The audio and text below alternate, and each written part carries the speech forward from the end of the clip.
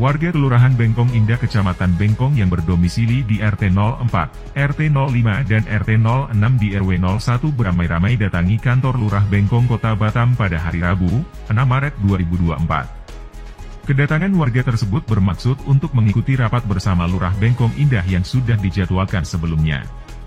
Warga yang hadir menuntut agar Ketua RT dan Ketua RW yang saat ini menjabat segera dicopot dari jabatannya. Tuntutan itu dikarenakan beberapa hal yang dianggap telah menyalahi aturan dan menggunakan kekuasaan untuk kepentingan pribadi serta tidak mengutamakan kepentingan warganya. Hal itu disampaikan Faisal Ola yang merupakan perwakilan dari warga RT 04 yang juga mantan Ketua RT 04. Mantan Ketua RT 04 tersebut menyampaikan dampak dari pengerjaan proyek Jalan Yosudarso yang mengganti rugi rumah warga terkena pelebaran jalan tidak tepat. Dampak daripada proyek pelebaran Jalan Yosudarso itu ketentuan dari BP Batam. Bagi yang punya rumah atau bangunan yang terdampak itu mereka kasih ganti rugi kafling di Sungai Daung, jelasnya. Ia juga menjelaskan bahwa informasi ini sudah menyebar kemana-mana, tetapi yang paling parah di sini adalah, ada beberapa nama yang direkomendasikan oleh RT tadi dan diteruskan ke RW kemudian ditandatangani Pak Lurah Rudi, Lurah sebelumnya. Nama beberapa orang ini tidak ada barang di sana. Jangankan bangun, lahan sekorek api ini pun tak ada. Sambil memperlihatkan korek api kepada warga. Kebun ada Pak Lurah, ada warga kami punya kebun, Pak Lubis namanya, sebutnya lagi.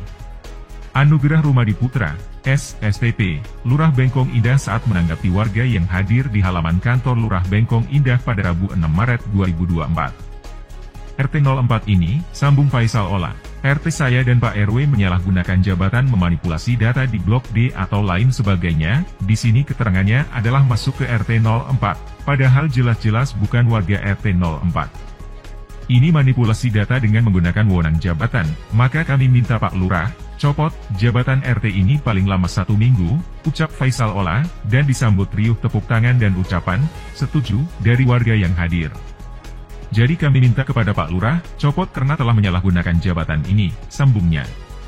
Selanjutnya, Faisal Ola mengatakan di RT 05 dan 06 itu ada 400 kakak, dan di RT 04 ada 200 kakak lebih rumah jiwa. Jika saya kalkulasi ada 3 orang dalam satu kepala keluarga dari 500 kakak aja, jadi 1.500 penduduk jiwa, artinya kami sudah mutlak untuk menjadi RW sendiri. Jadi hari ini kami minta sama Pak Lurah, mekarkan kami RW sendiri. Kami anggap pertemuan hari ini Lurah mau tidak mau RT kami 04, 05, dan 06 diganti. Terkait hal tersebut Lurah Bengkong Indah, Anugerah Rumadi Putra menyampaikan bahwasannya masalah lahan itu bukan di pihak Lurah. Saya sudah bawa Pak Mukhtar dan beberapa perwakilan itu ke BP. Untuk permasalahan lahan tanyakan ke BP. Sampai di situ paham ya? Jadi urusan dapat tidak dapat, bini RT RW-nya dapat, atau bagaimana silahkan tanya ke BP bukan tanggung jawab Lurah, jelasnya. Kemudian dia juga menjelaskan, kalau ada masalah curang di sini, ini kop suratnya RT RW memang diketahui dengan Lurah yang lama. Pak, Ibu, mohon maaf, Lurah pun Bu, siapapun warga yang punya lahan di sana juga tidak tahu, ujarnya lagi. Antusias warga RT 04, RT 05, dan RT 06 yang hadir di kantor Lurah Bengkong Indah saat menuntut Ketua RT dan RW untuk diganti pada Rabu 6 Maret 2024. Jadi dari BP kan sudah dipercaya RT RW, Lurah itu hanya mengetahui, hanya memastikan jika ada. Ya silahkan karena hanya mengetahui saja.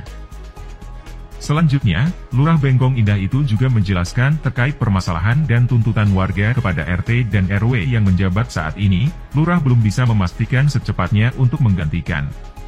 Masalah RT RW, sebelumnya mohon maaf ini, sebelumnya saya sudah mendengar keluh kesah Bapak Ibu di sini. Tapi kalau 1 minggu lagi saya tidak bisa untuk mengganti itu. Karena ada surat edaran dari Sekda yang mengatakan bahwasanya RT RW sampai dengan pilkada itu tidak bisa diganti. Yang masa berlakunya masa bakti RT RW sudah selesai itu diperpanjang sampai pilkada, ungkapnya. Namun, selain itu seterusnya ia akan koordinasi dengan Pak Camat Bengkong. Bagaimana berkas yang sudah saya terima ini, dan ini sudah ada mosi tidak percayanya lagi dan saya sudah percaya, cetusnya. Tapi saya kan harus tanya dulu ke atasan saya Pak Camat, kalau saya ambil keputusan sepihak, saya masih punya atasan. Tidak mau saya semena-mena Bapak, Ibu, tutupnya. Di tempat yang sama, Budiman Sitompul yang merupakan warga RT 05 meminta agar RT 04, 05, dan 06 supaya diganti secepatnya. Kedepannya mau kami RT 04, RT 05, dan RT 06 serta RW-nya diganti semua. Kita ganti pengurusan yang baru lagi dan itu sudah kesepakatan warga semua, kata warga tersebut yang akrab dipanggil Bang Tom. Setiap persoalan yang ada di kampung kita Blok H ini seharusnya dirapatkan. Ketika itu dari surat BP Batam itu ada SP1, SP2, SP3. Kita sama sekali nggak tahu. Ini persekongkolan mereka aja nih.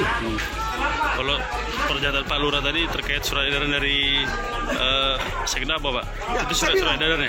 Saya tengok, belum saya baca tadi. Mana surat edaran dari wali kota? Dia tunjukkan, tapi belum saya melihat bagaimana bentuk bunyi dari surat edaran itu. Ya. Jadi menurut Bapak kedepannya seperti apa nih Mawarage ini? Kedepannya mau kami RT 04, RT 05, RT 06 dan RW-nya diganti semua. Kita bentuk ke pengurusan baru lagi. Itu sudah kesepakatan sama warga ya Pak? Kesepakatan warga semua, boleh Bapak tanya. Oke Pak. Saat dikonfirmasi media ini, Nahot Huta Barat Ketua RW 01 Bengkong Indah melalui telepon mengatakan jika dirinya saat ini lagi berada di Jakarta, dan selalu monitor perkembangan yang terjadi saat ini. Saya mendengar ada dua isu. Yang pertama adalah masalah dari kegiatan pelebaran jalan dan berlanjut kepada isu yang beredar mengenai kapling siap bangun di Sungai Daun. Ada warga yang tidak terdampak tapi diberi, sebutnya kepada Halo Pos, pada Kamis 8 Maret 2024. Lalu ia juga menjelaskan bahwa pengembangan jalan tersebut terdampak juga ke wilayah yang berdomisili di Blok HRW 01 Bengkong Indah. Pada tanggal 13 September 2023, kami Pak RW, RT 04, RT 05, RT 06 dipanggil BP Batam, Pak Sinambela, mengadakan pembicaraan perihal akan segera dilaksanakannya sosialisasi rencana pembangunan atau pengembangan jalan di atas Blok H, terang Nahot. Selanjutnya, pada tanggal 14 September 2023, diadakanlah pertemuan tim BP Batam, aparat pemerintah terkait, kecamatan, kelurahan, Babin Kamtipmas, Babinsa, Satpol PP, dan perangkat RT RW yang terdampak pelebaran jalan tersebut.